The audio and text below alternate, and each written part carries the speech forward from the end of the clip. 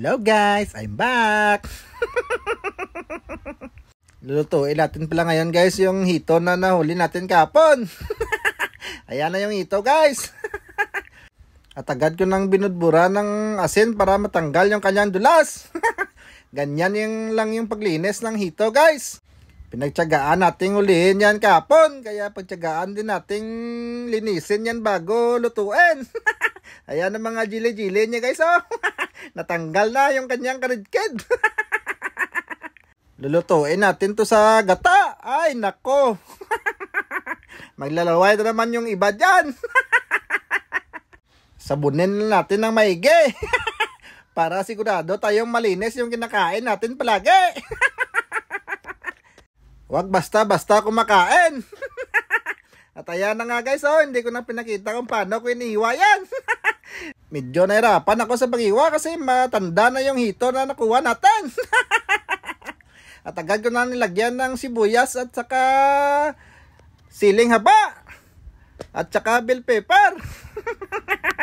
Sarap-sarap nito mamaya.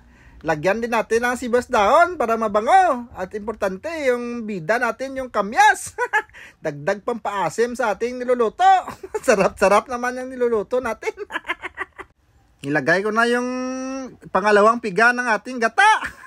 At lagyan lang ng asin. Tsaka magic sarap kasi wala akong bitsin na available ngayon. Lagyan rin natin ng asukal pampabalanse sa lasa. Lagyan ng suka na niyog. Ang bango-bango ng sukang niyog. Takpan lang natin at maglalagay tayo ng food color sa unang piga na gata. Halo-haloin lang hanggang sa matunaw yung food color na nilagay natin na powder. Pag konti na lang yung tubig, ilagay na yung unang piga na gata na may food color. Hintayin lang natin maluto yung gata at pwede na yung kainin. Ikaw ba, nagpipiga ka rin ba ng gata? Kung wala, subukan mo. Hoy, tres na si chef. At siyempre, ipi-plating natin yan. Chef tayo eh. Chef wannabe. At ayan na nga, kain na. Kain tayo guys. Ito talaga yung pagkain nakakamiss. Kaya, ginawa ko ng espesyal ang pagluto. Kasi minsan lang ito dumating sa buhay natin. Parang ikaw. Ay, tres na naman si chef. Ang sarap-sarap ng nagaluto, guys.